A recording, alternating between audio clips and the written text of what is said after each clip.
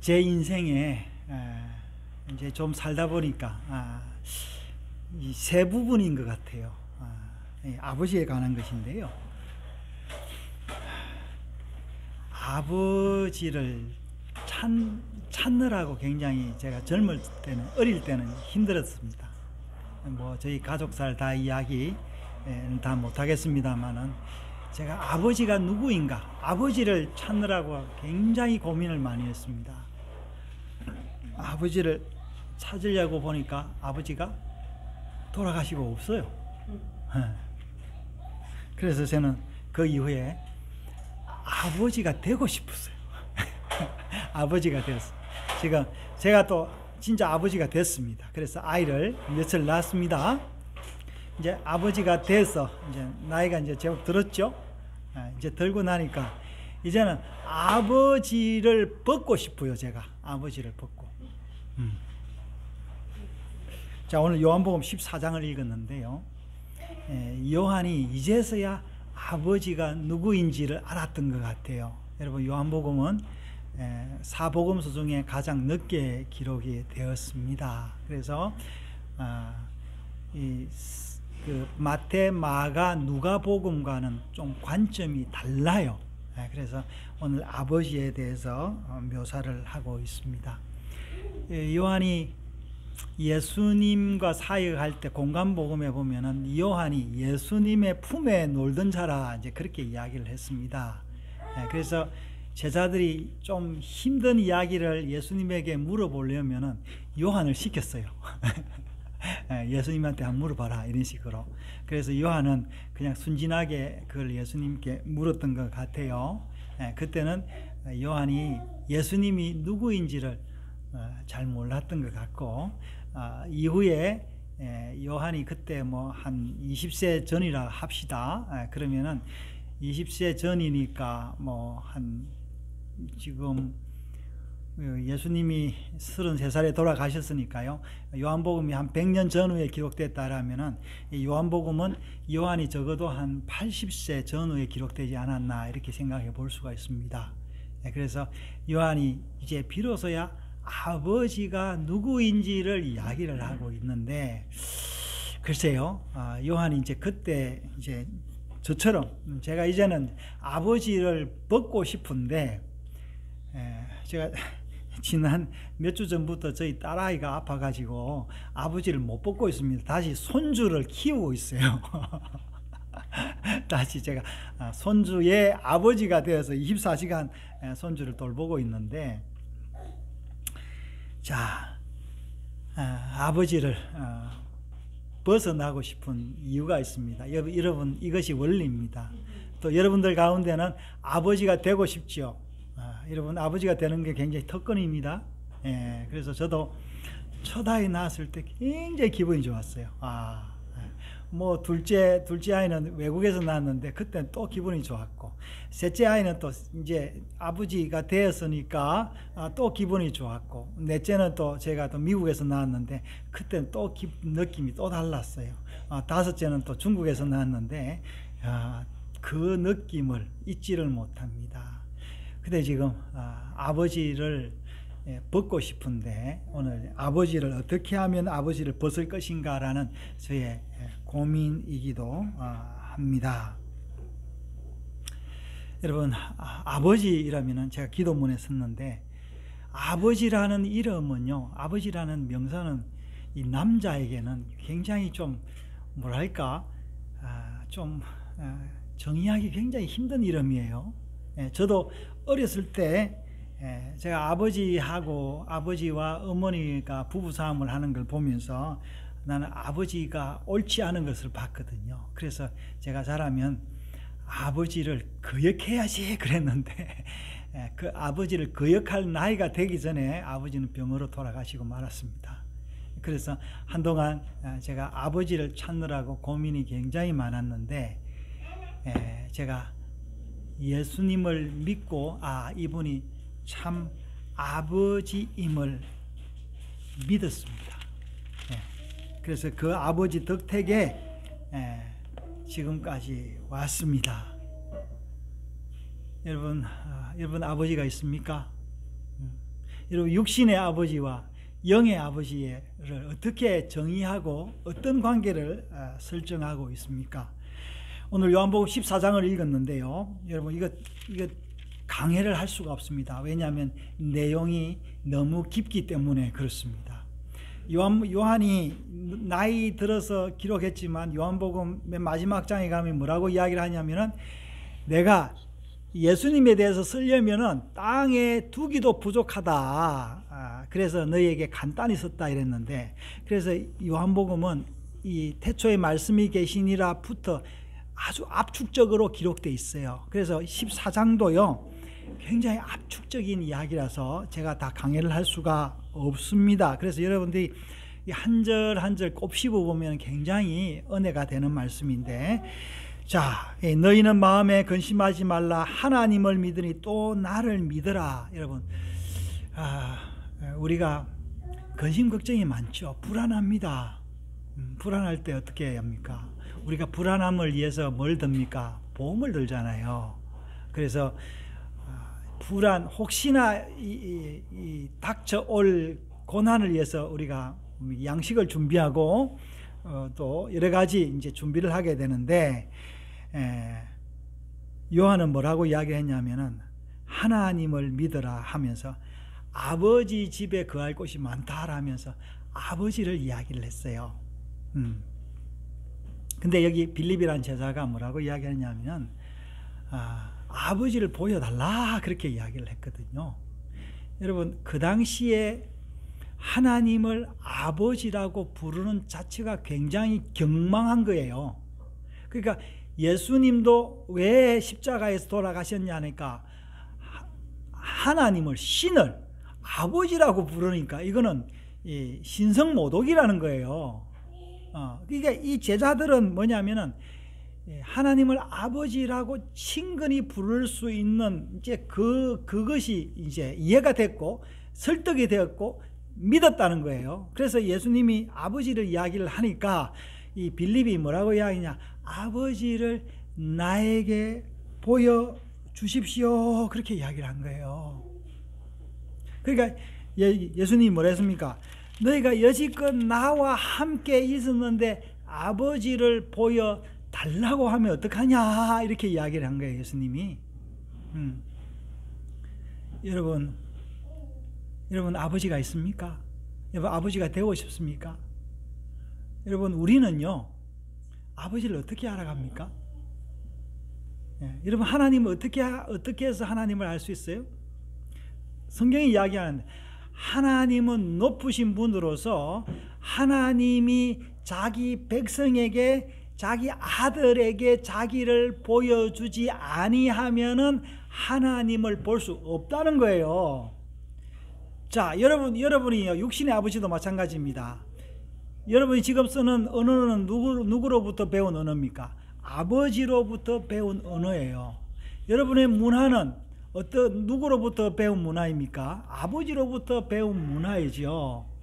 여러분의 쓰는 지식과 상식 이 모두 다 아버지로부터 배운 거예요. 근데 이제 나이가 좀 들면서, 자, 우리 집에 티네이저가 있는데요. 이제는 이제 아버지로부터 벗어나고 싶은 거죠. 그래서 시키는 대로 안 하고 싶고, 다른 아버지가 있는지를 한번 찾고 싶은 거예요. 성경에 보면요, 태초에 하나님이 천지를 창조했다라면서 뭐라고 되어 있냐면 땅이 공허하다 했는데, 여러분 땅에 사는 사람이 공허한 거예요. 여러분 우리는 공허합니다. 공허한데 이 사는 동안 뭘 찾냐라니까 창세기 2장에 뭐가 나오냐면 아담이 하와를 만났을 때 뭐라 하냐면은 야 이는 내 뼈 중에 뼈요 살 중에 살이로 하면서 감탄을 한 거예요. 야 이 살면서 이런 기쁨이 있나 그랬어요. 그래서 성경에 뭐라고 이야기하냐면 이러므로 남자가 그 부모를 떠나 여자와 한 몸을 이룰지라 하면서 인생의 기쁨이 어디서 시작된다고? 결혼을 통해서 기쁨이 시작되는 거예요. 여러분 결혼하면 굉장히 기분 좋습니다. 마치 그날이 내 최고의 날인 것 같았어요. 남자들은 모르겠어요. 난 여자가 아니라서 모르겠는데 자 이제 그렇게 시작이 됩니다. 그런데 여러분, 결혼을 해서 아이를 낳아서 내가 아버지가 되잖아요. 예. 여러분, 이 아버지, 부모가 되는 거를 이 경험을 통해서 뭘 아느냐면은 인생이 거쳐가야 할 과정이며, 인생이 어디서 와서 어떤 어려움을 갖고 사는지를 아버지가 되어 봐야 압니다. 그래서 자식은요, 참 기쁨도 주고, 어떨 때는요, 밤에, 제가 요즘 우리 손주가 밤에 꼭 얘는 깊은 잠 딱 한 번 자고 나면은 2시나 이제 1시나 2시 요때 꼭 깨요. 어떨 때 12시에 깨는데, 깨서 희한하게 이 아이는 한 10분 이상을 울다가 잡니다. 희한하게 매일 밤 그래요. 그래서 우리 딸아이가 굉장히 힘들었겠다, 이제 그런 생각을 하는데, 제가 다시 아버지가 되었습니다. 그러면서 제가 젊었을 때 아버지 때는 어떤 생각을 했냐니까, 이 아이가 막 울고 그러니까요, 집 던지고 싶어요. 진짜로. 진짜로. 달래도 안 달래지잖아요. 근데 제가 이제 할아버지가 돼서 그런지, 제가 이 손주를 위해서 이런 그 고난을 받는 게 참 행복하다, 참 감사하다, 이런 생각을 하고 있다라는 게 저도 기적입니다. 예. 자, 그래서 이 공허가 여자를 통해서 낳은 낳아서 내가 아버지가 된 그게 있어요. 그래서 여기서 뭡니까? 여기서 아버지, 여러분, 빌리브 뭐예요? 여지껏 아버지하고 같이 살았는데 아버지를 또 보여달라고 그러는 거예요. 예. 그러니까 이 빌리브 뭘 하냐니까, 아버지하고 예수님하고 같이 살면서 기뻤어요. 기뻤는데 그 기쁨이 내가 아버지인 줄을 몰랐다는 거예요. 사랑하는 여러분, 우리가 하나님 아버지와 같이 기뻐하고 같이 있으면 아버지인지를 잘 몰라요. 여러분, 언제 우리가 아버지인지를 아냐 하면요, 예. 그래서 여기 아버지는 오늘 뭐라 했어요? 너희가 내 이름으로, 13절에 그랬죠?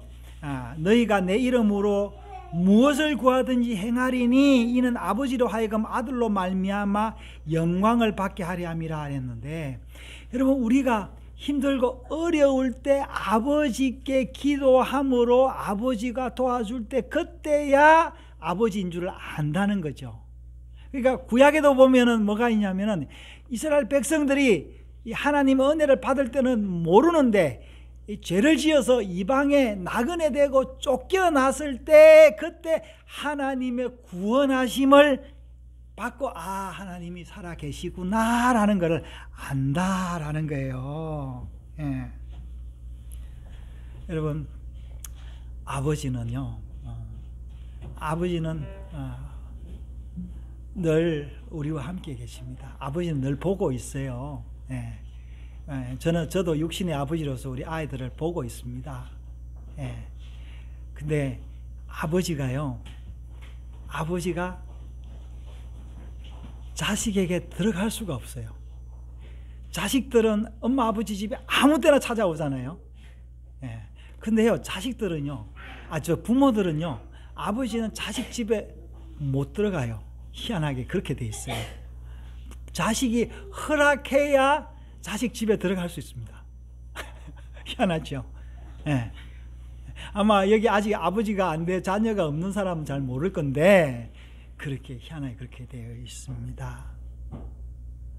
여러분, 아버지가 우리에게 은혜를 베풀어도 우리는 아버지를 잘 모를 수 있습니다. 그런데 여러분, 우리가 이 땅에서 진짜 행복과 기쁨을 누리려면요, 아버지와 풍성한 삶을 가져야 되는 거예요.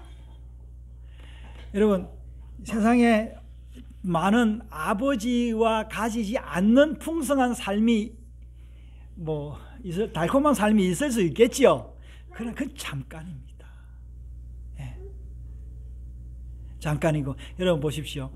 저도 친구가 많이 있었지만요, 여러 친구들을 거쳐왔습니다. 지금 제가 이제 환갑이 넘어서니까 이제는 친구가 점점 줄어들었고, 이제 진정한 친구라고는 앞으로 가족밖에 없겠구나라는 생각이 듭니다. 우리 어머니 이제 90세가 되셨는데, 어머니 친구들은 많이 가시고 남아있는 친구들은 이제 뭐 볼 수가 없어서 자식만 보고 있죠. 예.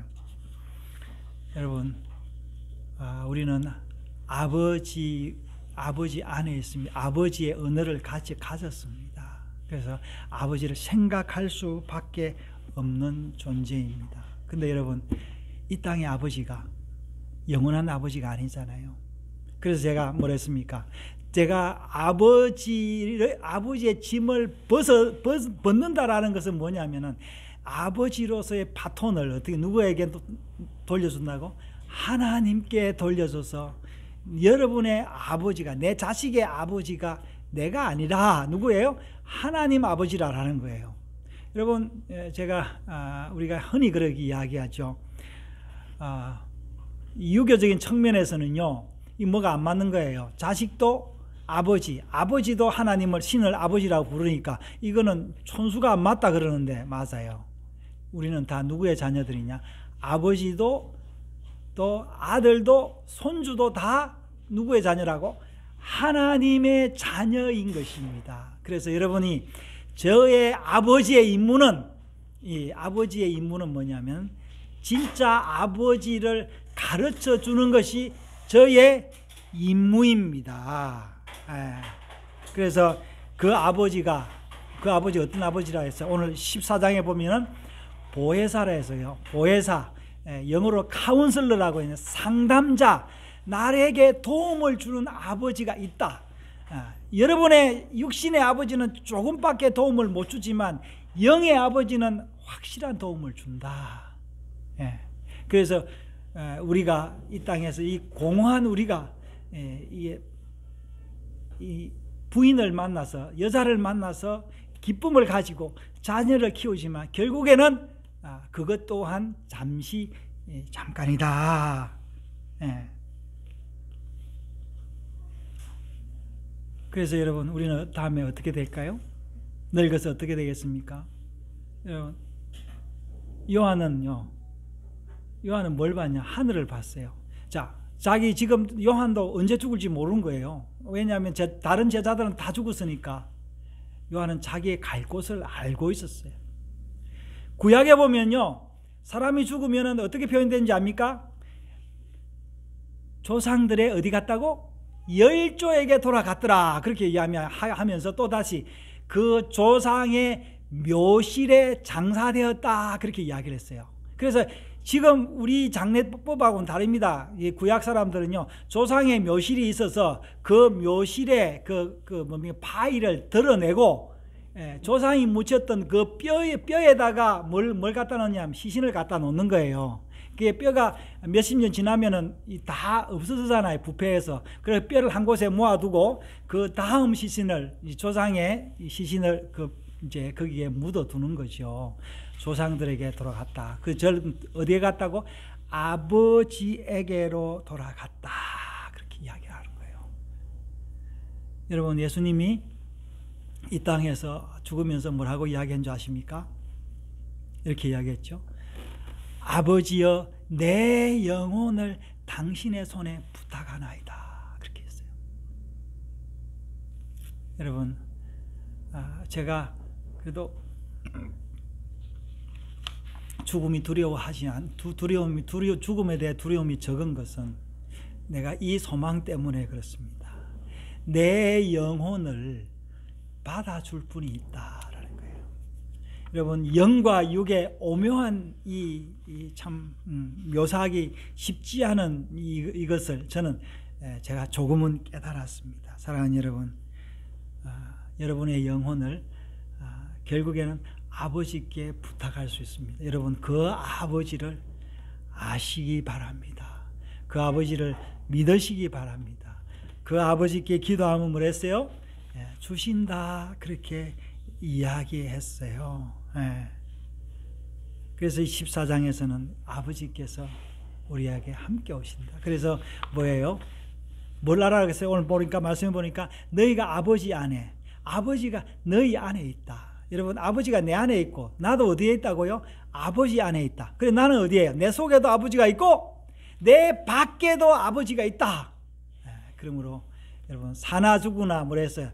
우리가 사나 죽으나 다 우리가 주의 것이다. 아버지의 것이다. 여러분, 이 하나님을 아버지로 부를 수 있는 이 특권, 여러분, 그 아버지를 한번 불러보십시오. 아버지. 참 마음이 짠합니다. 아버지. 내가 힘들고 어려울 때 그 아버지를 부르십시오. 여러분, 아직 그런 마음이 없을지라도 이 제 말을 기억하시기 바랍니다. 힘들고 어려울 때 뭐라고? 아버지를 부르세요. 아버지. 아버지 은혜를 감사합니다. 오늘도 우리에게 이